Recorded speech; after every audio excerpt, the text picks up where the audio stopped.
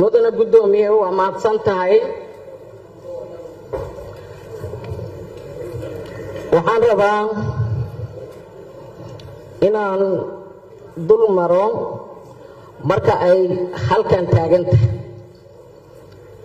wasaaradda haweenka iyo horumarinta xuquuqda aadanaha waxay ku leedahay soo diyaarinta qabyo qoraalkan sharciga waxayna la tashiyo kala samaysay dhammaan heerarkii kala duwanaa iyo cid walba oo ay qusayso heer federaal iyo heer dowlad goboleed sidaan hore u sheegay haddii aan ku noqdo markaa waxaan rabaa su-aalihii sidii ay ahaayeen inaan u dul joogsado haddii aan wax ka tegana in aan la xasuusiyo ugu horeyn xildhibaan ifraax magaca dadka baahiyaha gaarka ah qaba ayay ahayd la tashigay ku jirta dadka baahiyaha gaarka qaba marka heerarkii uu soo maray oo dhan heer federaal iyo heer dowlad goboleed magacaas ayaa la isla qaatay golaha shacabka baarlamaanka jamhuuriyadda federaalka soomaaliya akhrintan koowaad kadib guddiga ayaa u xil saaran haddaa wax ka bedelaysaan iyo haddii aa wax ku kordhinaysaan hortii wuu yaallaa annaga waa na soo dhaaf waxa kale macallimow ayaa ku xigay waa mahadsan yahay sharcigan baahi gaara ayuu dalkan u qabaa dunida celcelis ahaan 15% ayaa loo aqoonsaday inay naafo yihiin dadkii dunida ku nool dal walba dalkeenna ilaa 20 ayuu sii cagacgaynaya golaha shacabka xubnaha maanta fadhiya oo aan naafada ahayn beridada naafo noqon kara ama indhaha beeli kara ama dhagaha beeli kara ama lixaadka kale walaalkay macallimiin shalay naafo ma ahayn oo ma dhutinayn marka inaan meeshaas ka fiirino baahida loo qabo dareenkeenna xagga aan u duubno xildhibaan cabdiqani cabdinaasir magaca haddaan qaldo cabdiqani ismaaciil waa mahadsan tahay miisaaniyadda waan sheegay inay joogto noqonayso golaha wasiirada marka ay soo marayso annagaa ka difaacayna hadda waa ku jirtaa inta kalena markay inta timaado shalayba waa ku jirtay inaad noo dhahdaan idinkaan idinkaga fadhina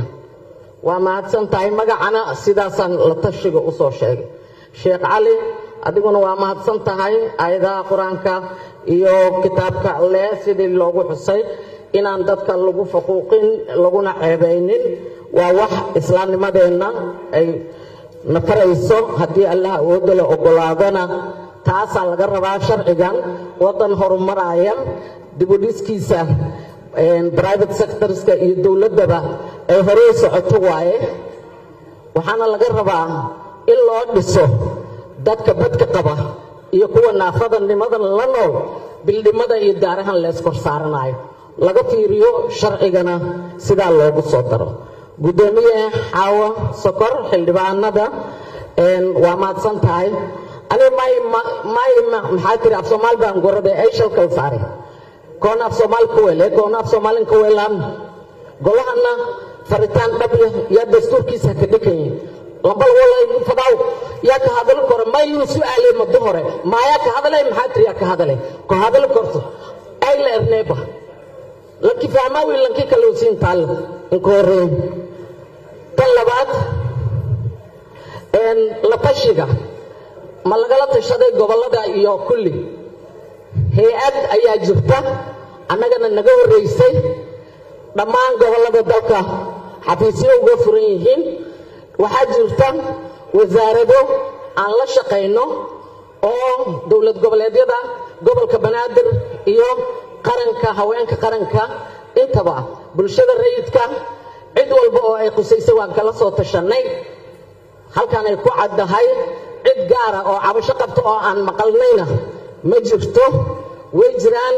dalado iyo ururo waxa loo leeyahay naafada ayagaaba dhaha dalada indhoolayaasha dhagoolayaasha jiisaska dad saasa intaa kadib ma ku jiraan dadka miyirka qaba sideedaba naafada waa dadka dhagolayaasha indhoolayaasha lixaadka kale dadka jirka cad qaba midab doorsoomay dabcan dhinacayay ka soo gelayaan laakiin waxaan ognahay inta miirka qabta iyo inta aan miirka qabinba in ay naafo ku jiraan waxaan rabnaa in tixgelin weyn uu golahani siiyo mudana guddoomiye mudanayaal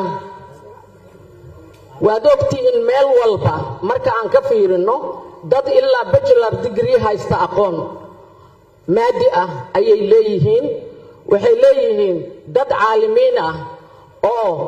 dhammaan soo bartay cilmiga diinta islaamka ah xaqna u leh inta kale badka qabtay aqoontaas heerarkaas sare ka gaartay la mid ah haddana waad ogtihiin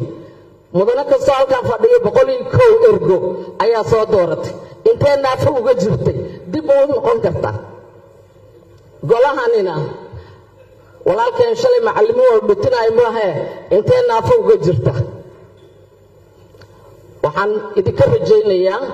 in aad habraacyada iyo mabaadi'da guud maanta ka wasaarad ahaan iyo ka hay'ad ahaan waa naga dhantahay